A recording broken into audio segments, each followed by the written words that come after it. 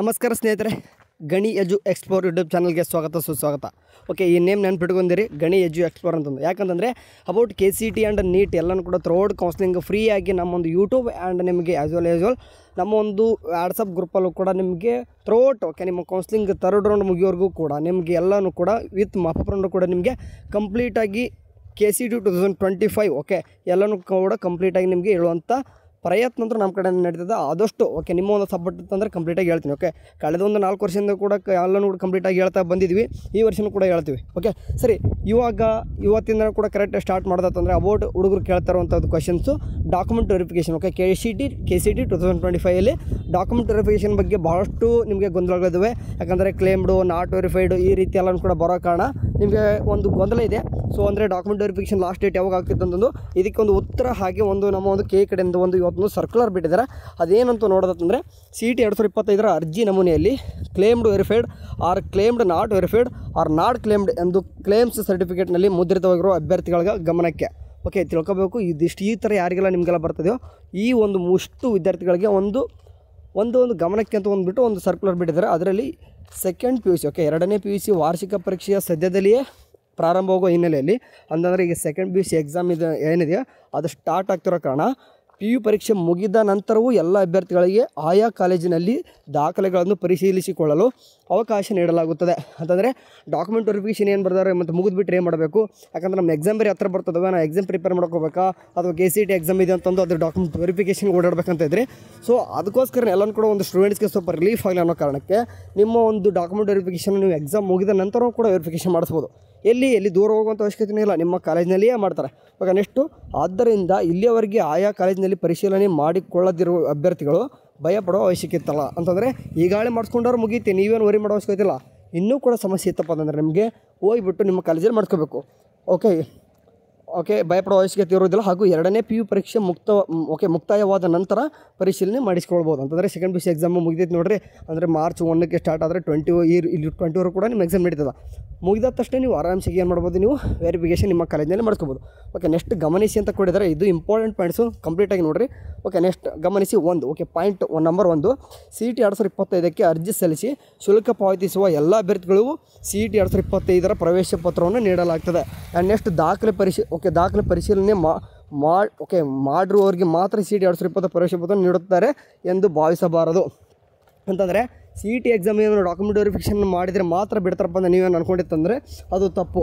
ಏನಂದರೆ ಯಾರಲ್ಲಿ ಈಗಾಗಲೇ ಅಪ್ಲಿಕೇಶನ್ ಹಾಕಿ ಪೇ ಮಾಡಿದರೆ ನೋಡಿ, ನೀವೆಲ್ಲನೂ ಕೂಡ ನೀವು ಎಕ್ಸಾಮ್ನ ಕಂಡಕ್ಟ್ ಮಾಡ್ಬೋದು, ನಿಮಗೂ ಕೂಡ ಹಾಲ್ ಟಿಕೆಟ್ ಬರ್ತದೆ.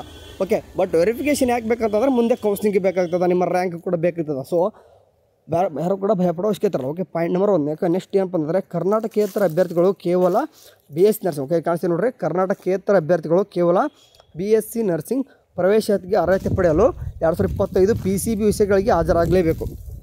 ಅಂತಾರೆ ನೀವೇನಾದರೂ BSc ನರ್ಸಿಂಗ್ ಕೋರ್ಸಸ್ ಏನಾರು ಮಾಡ್ಬೇಕಂತಂದರೆ ನಿಮಗೆ PCMB ಬರೆಯುವಂಥ 4 ಸಬ್ಜೆಕ್ಟಲ್ಲಿ ಅಟ್ಲೀಸ್ಟ್ PCB ನೀವು ಕಂಡಕ್ಟ್ ಮಾಡಲೇಬೇಕಾಗ್ತದೆ. ಓಕೆ, ಆದರೆ ಇಂಜಿನಿಯರ್ ಮುಂತಾದ ಕೋರ್ಸ್ಗಳು ಪ್ರವೇಶಕ್ಕೆ ಅರ್ಹರಾಗಿರೋದಿಲ್ಲ. ಅಂತಂದರೆ ನೀವೇನು PCB ಅಷ್ಟೇ ಬರೀತಪ್ಪ ಅಂತಂದರೆ ಬೇರೆ ಕೋರ್ಸಿಗೆ ನೀವು ಯಾವ ಕೂಡ ತೊಗೊಳಕ್ಕೆ ಬರಲ್ಲ. ನೆಕ್ಸ್ಟ್ ಹಂಗೆ ನೋಡೋದಂತಂದರೆ ಮತ್ತು ಕರ್ನಾಟಕೇತರ ಅಭ್ಯರ್ಥಿಗಳಿಗೆ ಯಾವುದೇ ಮೀಸಲಾತಿಯ ಸವಲತ್ತುಗಳು ಅನ್ವಯಿಸೋದಿಲ್ಲ. ಇವ್ರು ಹೇಳ್ತಿರೋದು ಕರ್ನಾಟಕೇತರ, ಕರ್ನಾಟಕದವರಲ್ಲ, ಕರ್ನಾಟಕೇತರ. ಓಕೆ, ನೆಕ್ಸ್ಟು ಇಲ್ಲಿ ಸವಲತ್ತುಗಳು ಅನ್ವಯಿಸ್ತಿಲ್ಲ. ಹೆಚ್ಚಿನ ವಿವರಗಳಿಗಾಗಿ ದಿನಾಂಕ 22/1/2025 ಅಧಿಸೂಚನೆಯನ್ನು ನೋಡಿ. ಓಕೆ, ಅವ್ರು ಏನು ಮಾಡ್ತಾರೆ ಅಂತಂದರೆ ಇವತ್ತು ತಾರೀಕು ಬಂದುಬಿಟ್ಟು ನಿಮ್ಗೆ ಗೊತ್ತಿರೋ ಬಗ್ಗೆ 21 ನಾಳೆ ಏನು ಮಾಡ್ತಾರಪ್ಪ ಅಂದರೆ ಫುಲ್ ಡೀಟೇಲ್ ಆಗಿ ಒಂದು ಬುಕ್ಲೆಟ್ ಬಿಡ್ತಾರೆ. ಓಕೆ, ಅದ್ರ ಲೋಡೋರಂತೆ. ಓಕೆ, ನೆಕ್ಸ್ಟು ಮೀಸಲಾತಿ ಸವಲತ್ತುಗಳು ಕರ್ನಾಟಕದ ಅರ್ಹ ಅಭ್ಯರ್ಥಿಗಳಿಗೆ ಮಾತ್ರ ನಿಯಮಾನುಸಾರ ಅನ್ವಯವಾಗ್ತದೆ. ಅಂದರೆ ಕರ್ನಾಟಕ ಬಿಟ್ಟು ಬೇರೆ ಒಂದು ರಾಜ್ಯದಲ್ಲಿ ಏನಾದರೂ ನೀವು ಸ್ಟಡಿ ಮಾಡ್ತಾ ಇರ್ತಾರೆ ನೋಡ್ರಿ, ಅಂಥ ಒಂದು ಸ್ಟೂಡೆಂಟ್ಸ್ಗೆ PCB ಕಂಡಕ್ಟ್ ಮಾಡ್ಕೋಬೇಕು. BS ನರ್ಸಿಂಗ್ಗೆ ಆ್ಯಂಡ್ ಬೇರೆ ಕೋರ್ಸಸ್ಗೆ ಅವ್ರು ಎಲಿಜಿಬಲ್ ಇರಲ್ಲ. ಓಕೆ, ಅಂದರೆ ಈಗ BS ನರ್ಸಿಂಗ್ ಕೋರ್ಸಸ್ನ ಭಾಳ ಸ್ಟೂಡೆಂಟ್ ಏನು ಮಾಡ್ತಾರೆ ಅಂತಂದರೆ ಔಟ್ ಆಫ್ ಕರ್ನಾಟಕದವ್ರು ಜಾಸ್ತಿ ಮಾಡ್ತಿರ್ತಾರೆ. ಸೊ ಹಂಗಾಗಿ ಅವ್ರಿಗೋಸ್ಕರ ಸಪ್ರೇಟಾಗಿ ಈ ರೀತಿ ಮೆನ್ಷನ್ ಮಾಡಿದ್ದಾರೆ. ಓಕೆ, ನಾಳೆ ನಿಮಗೆ ಫುಲ್ ಡೀಟೇಲ್ಸ್ ಆಗಿ ಬಿಡ್ತಾರೆ, ಅದು ಬಿಟ್ಟು ತಕ್ಷಣ ಬೇಕಾದ್ರೆ ಹೇಳ್ತೀನಿ. ಓಕೆ, ನೆಕ್ಸ್ಟು ವೈದ್ಯಕೀಯ ಅಥವಾ ದಂತವೈದ್ಯಕೀಯ ಆಯುಷ್ ಕೋರ್ಸ್ಗಳ ಪ್ರವೇಶಕ್ಕೆ UG NEET 2025 ಅರ್ಹತೆ ಪಡೆಯಬೇಕು. ಹಾಗೂ ಕಡ್ಡಾಯವಾಗಿ KNಯಲ್ಲಿ ನೋಂದಣಿ ಮತ್ತು ಆನ್ಲೈನ್ ಮೂಲಕ ಅರ್ಜಿ ಶುಲ್ಕ ಪಾವತಿಸಿರಬೇಕು. ಓಕೆ, ಅವ್ರು ಹೇಳ್ತಿದ್ದಾರೆ ನಿಮಗೆ ಮೆಡಿಕಲ್ಲು ಮತ್ತು ಡೆಂಟಲ್ಲು ಮತ್ತು ಆಯುಷ್ ಕೋರ್ಸ್ಗಳು ನೀವು ಎಲಿಜಿಬಿಲಿಟಿ ತೊಗೋಬೇಕು. ನೆಕ್ಸ್ಟ್ ನೀವು ಕಡ್ಡಾಯವಾಗಿ ಏನಪ್ಪ ಅಂದರೆ Kದಲ್ಲಿ ರಿಜಿಸ್ಟ್ರೇಷನ್ ಆಗಬೇಕು. ಓಕೆ, ಫಾರ್ ಎಕ್ಸಾಂಪಲ್ ಏನಂತಂದರೆ ಆಲ್ ಇಂಡಿಯಾ ಕೌನ್ಸಿಲಿಂಗ್ ಪಾರ್ಟಿಸಿಪೇಟ್ ಮಾಡ್ಬೇಕಂತ ಇರ್ತಾರೆ ಕೆಲವೊಬ್ಬರು.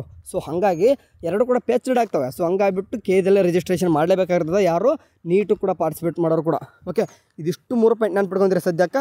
ಇದ್ರ ಬಗ್ಗೆ ಇನ್ನೂ ಕೂಡ ನಿಮಗೆ KCT ನೀಟ್ ಅಂದರೆ ಸುಮ್ಮನೆ ಸಿಂಪಲ್ ಪ್ರೊಸೀಜರ್ ಅಲ್ಲ. ಯಾಕಂದರೆ ಥ್ರೂಔಟ್ ಕರ್ನಾಟಕ ಅಂತ ತೊಗೊಂಡಾಗ ಭಾಳಷ್ಟು ಸ್ಟೂಡೆಂಟ್ಗಳು ಬರ್ತಿದ್ದಾರೆ. ಅದರಲ್ಲೂ ಕೂಡ ಈ ಸರ್ತಿ ಭಾಳಷ್ಟು ಅಪ್ಲಿಕೇಶನ್ ಬಂದಿರೋ ಕಾರಣ ಇನ್ನೂ ಕೂಡ ಕಾಂಪಿಟೇಷನ್ ಜಾಸ್ತಿ ಆಗ್ತದೆ. ಸೊ ಹಂಗಾಗಿ PUC ಸೆಕೆಂಡ್ PUC ಪರ್ಸೆಂಟೇಜ್ ಚೆನ್ನಾಗಿ ಮಾಡ್ಕೋರಿ. ಸೆಕೆಂಡ್ PUC ಒಂದು ಪರ್ಸೆಂಟೇಜ್ ಚೆನ್ನಾಗಿ ಮಾಡ್ಕೊಂಡ ತಕ್ಷಣ CET ಕೂಡ ಚೆನ್ನಾಗಿ ಬರ್ಕೋರಿ. ಯಾಕಂದರೆ CET ಮಾರ್ಕ್ಸು ಮತ್ತು PUC ಮಾರ್ಕ್ಸು ಕೂಡ ಇಂಪಾರ್ಟೆಂಟ್ ಆಗ್ತದೆ. ಓಕೆ, ಇವೆರಡೂ ಕೂಡ ಇತ್ತಂದರೆ ಅಂತಂದರೆ ನೀವು KCT ಮಾರ್ಕ್ಸು ಮತ್ತು PUC ಪರ್ಸೆಂಟೇಜ್ ಎರಡೂ ಕೂಡ ಇದ್ದಾಗ ನಿಮ್ಗೆ ಆಟೋಮೆಟಿಕ್ ರ್ಯಾಂಕ್ ಚೆನ್ನಾಗಿ ಬರ್ತದೆ. ಅವಾಗ ನೀವು ಅಂದ್ಕೊಂಡಿರೋಂಥ ಕಾಲೇಜ್ ತೊಗೋಬೋದು. ಓಕೆ, ನೀವು ಇಲ್ಲೇ ಬಿಟ್ಟು ಹಾಕ್ಬಿಡ್ತೀರ, ನಾಳೆ ನಿಮಗೆ ಆ ಒಂದು ಅಂದರೆ ನೀವು ಕೆಲವೊಂದಿಷ್ಟು ಕ್ಯಾಟಗರಿ ಇರ್ತಾರೆ, ಅದ್ರ ಮೇಲೆ ನಿಮ್ಗೆ ಏನಾದರೂ ರಿಸರ್ವೇಷನ್ ಸಿಗ್ತದ, ಇಂಥ ಕೆಲವು ಹೋಗ್ತಾರೆ ಅಲ್ಲೂ ಕೂಡ ಇರ್ತದೆ. ಅವು ಕೂಡ ಎಲ್ಲ ಪ್ರತಿಯೊಂದು ಕೂಡ ನಿಮ್ಗೆ ಹೇಳ್ತಿರ್ತೀವಿ ಏನೇನೆಲ್ಲ ಮಾಡಬೇಕು ಅಂತಂದು.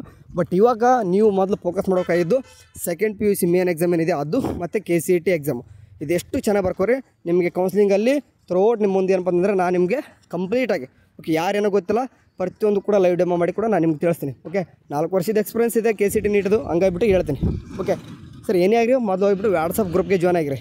Okay, thank you for watching. Have a nice day. Bye.